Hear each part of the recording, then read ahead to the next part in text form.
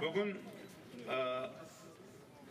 ғарышқа тұңғыш рет ұшқан қазақ Тоқтар Әубәкіровтің туған күні, ғарышқа ұшқан күні. Міне сондан қазір мынау біздің біраз жігіттеріміз сол тойына бара жатыр. Ол өзі де келіп осында сөйлеу керек еді, өзі тілек білдіріп еді, бірақ осындай анау Астана сондай жиын ұйымдастырып қойған екен. Сондықтан сол мерекемізде бірге құтты болсын. Ал енді келесі сөз Ақ жол демократиялық партиясы төрағасының орынбасары Бөрхан Нұрмұхамедовқа беріледі.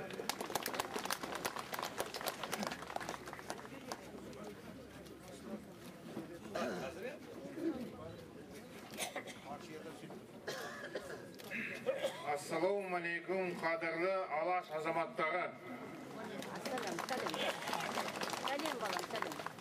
Ұлт дегеніміз, ұлттық дегеніміз мемлекеттік деген сөз. Мемлекеттік деген сөз, ұлттық деген сөз. Соны ұмытпауымыз керек. Себебі біз Қазақ ұлттық университет деген кезде Қазақ мемлекеттік университет деген сөз. Сол себепте мемлекеттік тіл біздің мемлекетіміздің, еліміздің, жеріміздің ең бастысы, ең бірінші тұрғысы болып есептеледі.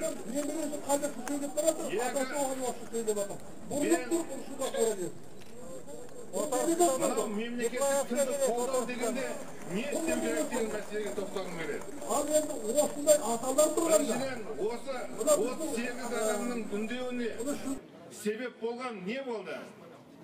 Себеп болған біздің Мәдениет министрлігі өзі жазған, өзі қабылдаған, өзін саясатында кері қайтып шегіністі көрсетті. Себебі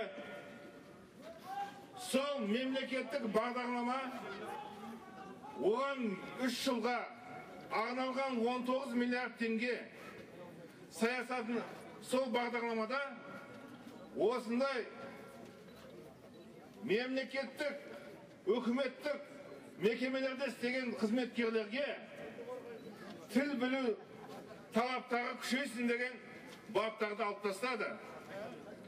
Сол себептен менің бірінші айтарым, біздің өкімет шегінбесін.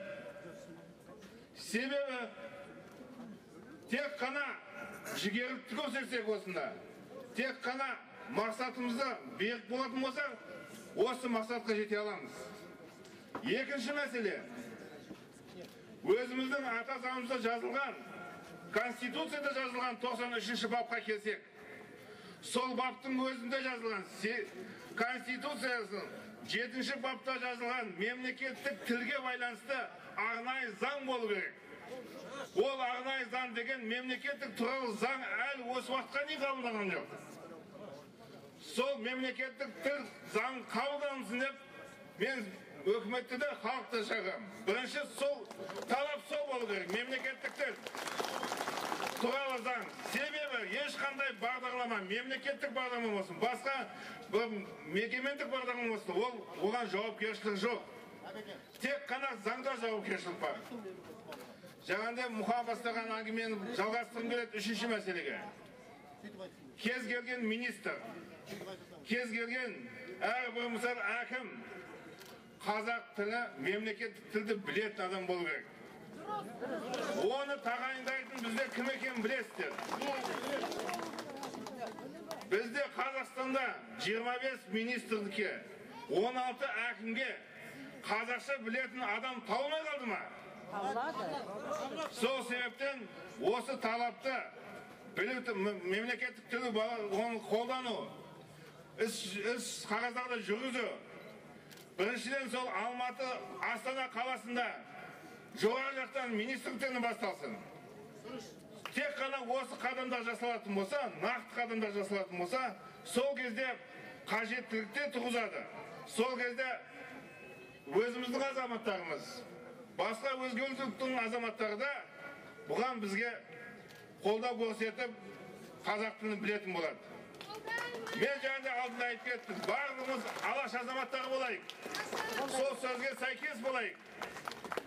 Biygimiz, ruhumuz biyik, tilimiz bek bolsun.